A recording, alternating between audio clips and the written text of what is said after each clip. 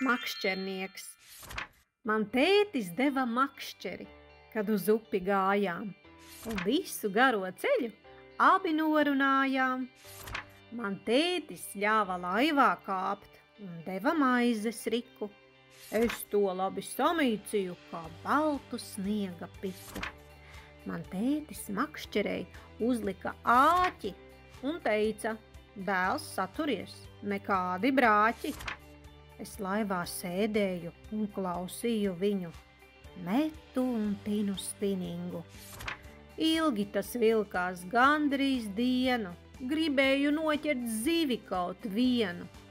Tad beidzot tā pieķērās negantā līdeka. Vilku es un tētis smaidīja, viņš ļoti, ļoti šo brīdi gaidīja.